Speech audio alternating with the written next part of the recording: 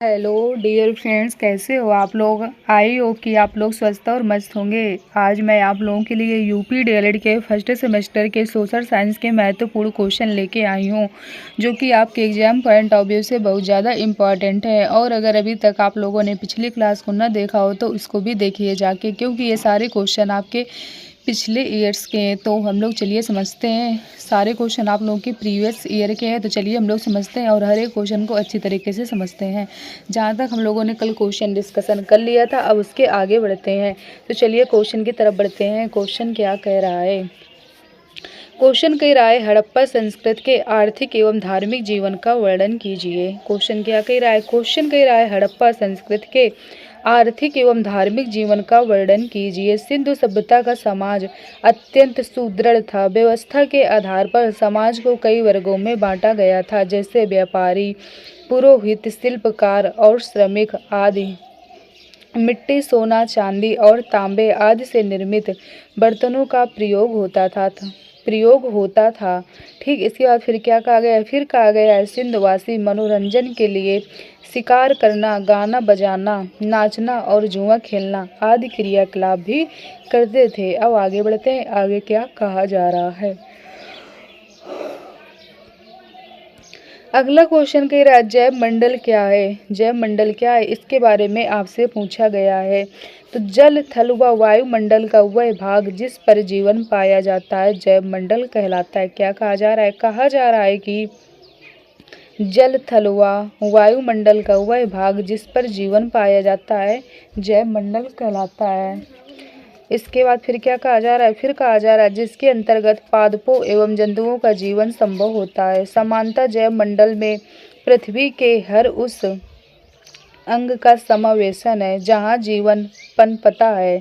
मिट्टी, पानी और हवा मिलकर जीवन को बनाए रखते हैं। जीवन केवल इसी क्षेत्र में हो सकता है।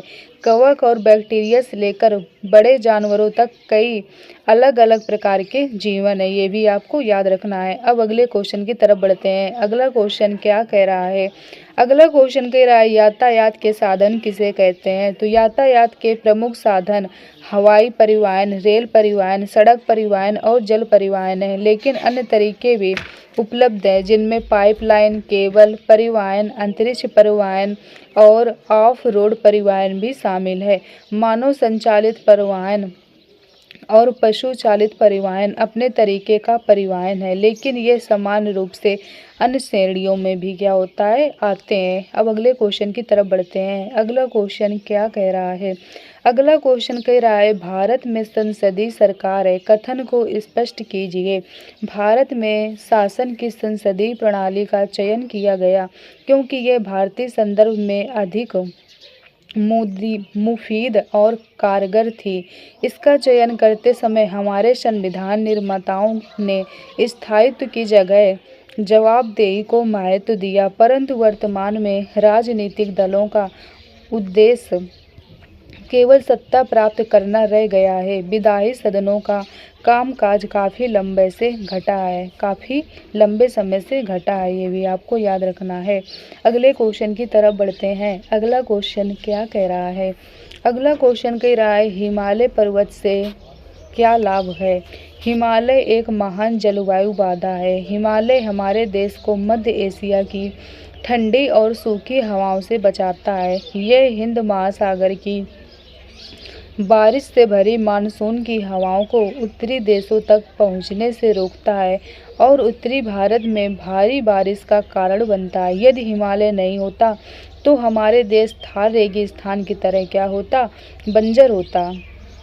अब अगले क्वेश्चन की तरफ बढ़ते हैं। अगला क्वेश्चन क्या कह रहा है। अगला क्वेश्चन कह रहा है, अच्छे नागरिक के 4 गुण लिखिए। तो अच्छे नागरिक के 4 गुण कौन कौन से हैं, इनके बारे में समझते हैं। पहला कह रहा है, सामाजिक समस्याओं के प्रति जागरूक होना चाहिए। यानी समाज में अगर कोई समस्याएं हैं तो उसके प्रति क्या होना चाहिए, जागरूक होना चाहिए। यानी उनकी प्रॉब्लम को क्या करना चाहिए, समझना चाहिए। अगला कह रहा है, साक्षरता को प्राथमिकता देना चाहिए। यानी जो लोग पढ़े लिखे हों तो उनको क्या करना है, उसी को मतलब आप लोगों को ध्यान देना है। ठीक, यानी साक्षर हो यानी पढ़े लिखे हों। अगला कह रहा है, सार्वजनिक जीवन में भ्रष्टाचार उन्मूलन के लिए नागरिकों को कदम बढ़ाना चाहिए। यानी भ्रष्टाचार भ्रष्टाचार जहाँ पे बढ़ रहा हो तो इसके लिए क्या करना चाहिए, नागरिकों को कदम बढ़ाना चाहिए। अगला कह रहा है नैतिक मूल्यों को ग्रहण तथा अधिक से अधिक पौधे भी लगाना चाहिए। अगला कह रहा है जियो और जीने दो के सिद्धांत में विश्वास करना चाहिए। अब अगले क्वेश्चन की तरफ बढ़ते हैं। अगला क्वेश्चन क्या कह रहा है, अगला क्वेश्चन कह रहा है कृषि का आरंभ किस काल में हुआ। तो कृषि का आरंभ नवपाषाण काल में हुआ। इस युग में कृषि का विविध रूप से विकास हुआ क्योंकि मनुष्य ने विभिन्न फसलों जैसे कौन कौन सी फसलें हो गई, गेहूँ, जौ इत्यादि उगाना शुरू कर दिया। अब अगले क्वेश्चन की तरफ बढ़ते हैं। अगला क्वेश्चन क्या कह रहा है, अगला क्वेश्चन कह रहा है मेसोपोटामिया किस भाषा का शब्द है। तो मेसोपोटामिया यूनानी भाषा का शब्द है। मेसोपोटामिया दो शब्द, मेसोस जिसका अर्थ है मध्य और पोटामोस जिसका अर्थ है नदी से बना है। ठीक, नदी से बना है। अब अगले क्वेश्चन की तरफ बढ़ते हैं। जो अगला क्वेश्चन है वो क्या कह रहा है, अगला क्वेश्चन कह रहा है हर्यक वंश की स्थापना किसने की थी। तो हर्यक वंश की स्थापना बिंबिसार ने 1544 ईस्वी पूर्व में की थी। बिंबिसार का पुत्र अजातशत्रु बिंबिसार की हत्या करके गद्दी पर बैठा।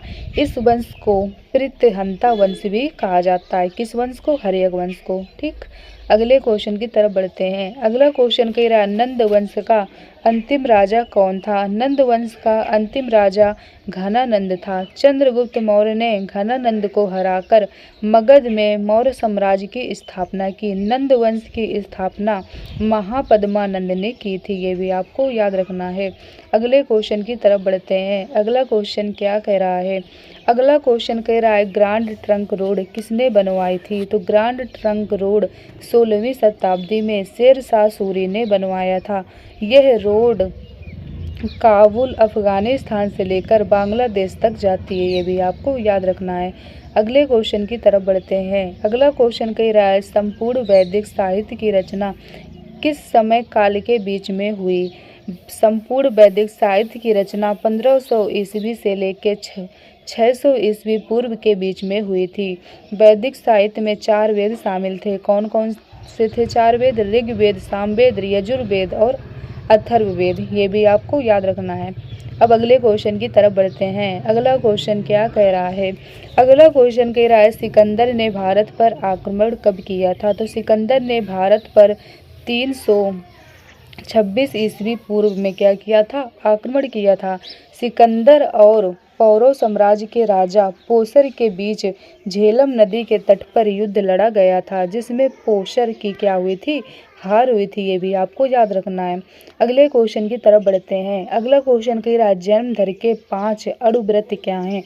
तो महावीर जैन धर्म के 24वें तीर्थक थे, ये भी आपको याद रखना है।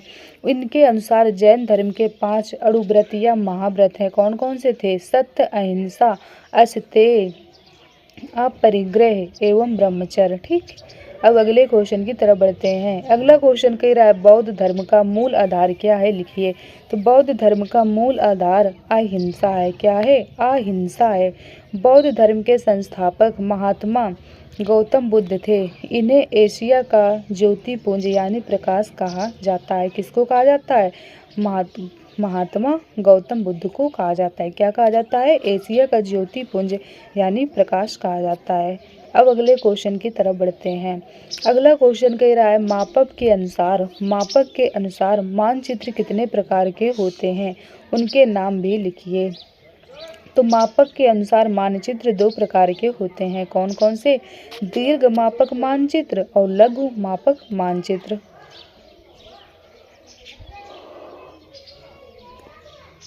अब अगले क्वेश्चन की तरफ बढ़ते हैं। अगला क्वेश्चन क्या कह रहा है, अगला क्वेश्चन कह रहा है 2 अक्षांशों के बीच की दूरी कितनी होती है। तो 2 अक्षांशों के बीच की दूरी लगभग 111 किलोमीटर होती है। 2 अक्षांशों के बीच की दूरी को जोन के नाम से जाना जाता है तथा सभी अक्षांश रेखाएं समांतर होती हैं, ये भी आपको याद रखना है। अगले क्वेश्चन की तरफ बढ़ते हैं। अगला क्वेश्चन कह रहा है लघु उत्तरीय प्रश्न, इतिहास का अर्थ स्पष्ट कीजिए। तो इतिहास का अर्थ पूर्व में घटित घटनाओं या उससे संबंध रखने वाली घटनाओं का काल क्रमानुसार वर्णन होता है। इतिहास शब्द की व्युत्पत्ति इति प्लस हास शब्दों से हुई है, जिसका अर्थ क्या होता है, निश्चित रूप से ऐसा हुआ। ये इसका क्या होता है, अर्थ होता है। अब अगले क्वेश्चन की तरफ बढ़ते हैं। अगला क्वेश्चन कह रहा है आदि मानव से आधुनिक मानव तक की विकास प्रक्रिया में क्या क्या शारीरिक परिवर्तन हुए हैं, लिखिए। तो मानव की पहले लंबाई, आयु और उसका रूप भिन्न था, लेकिन फिर भी मानव जैसा प्राचीन काल में दिखता था वैसा ही आज भी है। बस उसके शरीर पर से बालों की मात्रा कम हो गई है। जिस तरह वानरों या बंदरों की कई प्रजातियां होती हैं, उसी तरह मानव की भी कई प्रजातियां थीं और आज भी उनमें से कुछ क्या हैं, विद्यमान है। ये भी आपको याद रखना है। अगला क्वेश्चन क्या कह रहा है, अगला क्वेश्चन कह रहा है चीन के दो प्रमुख दार्शनिकों एवं धर्म सुधारकों के बारे में संक्षेप में लिखिए। तो चीन के दो प्रमुख दार्शनिक एवं धर्म सुधारक निम्नलिखित हैं, कौन कौन से, इनके बारे में समझते हैं। पहला कह रहा है कंफ्यूशियस, दूसरा कह रहा है लाओ त्सो। इनके बारे में समझते हैं कि ये क्या थे। कंफ्यूशियस ये क्या था, इसके बारे में समझते हैं। चीन के महान दार्शनिक एवं धर्म सुधारक कन्फ्यूशियस का जन्म 551 ईसा पूर्व को चीन के पूर्वी प्रांत शानहोंग के क्यूफू शहर में हुआ था। कन्फ्यूशियस के समय चीन की शक्ति बिखर गई थी और उस समय कमजोर झोउ राजवंश का आधिपत्य था। उस समय में कंफ्यूशियस के दार्शनिक विचारों के साथ ही उनके राजनीतिक और नैतिक विचारों ने चीन के लोगों पर अच्छा खासा प्रभाव भी डाला था। अब आगे कौन थे, आगे थे लाओसु या लाओजी। ये कौन थे, इनके बारे में समझते हैं। ये एक प्रसिद्ध दार्शनिक थे जो लाओ ते चिंग नाम के मशहूर उपदेश लेखक के रूप में जाने जाते हैं। इनकी विचारधाराओं पर आधारित धर्म को ताओ धर्म कहते हैं। ये भी आपको याद रखना है। अगला क्वेश्चन कह रहा है ग्रह और उपग्रह से आप क्या समझते हैं, स्पष्ट कीजिए। तो अब यहाँ के जो क्वेश्चन है इनको हम कल की क्लास में डिस्कशन करेंगे। तो आई होप आप लोगों को यहाँ तक के क्वेश्चन बेहतर तरीके से समझ में आए होंगे और आपने हर एक क्वेश्चन को बेहतर तरीके से समझने का भी प्रयास किया होगा। तो चलिए फिर आज की क्लास को हम लोग यहीं तक रखते हैं। आप लोग ज़्यादा से ज़्यादा वीडियो दोस्तों तक शेयर करिएगा, जिससे क्या हो दोस्तों की भी हेल्प हो सके। चैनल को लाइक और सब्सक्राइब करिएगा, जिससे आने वाली नोटिफिकेशन आप लोगों को टाइम टू टाइम मिलती रहे। और जो चीज़ ना समझ में आया करे तो आप लोग कमेंट करके पूछ भी लिया करिए। तो चलिए फिर आज की क्लास को हम लोग यहीं तक रखते हैं। Okay, thank you.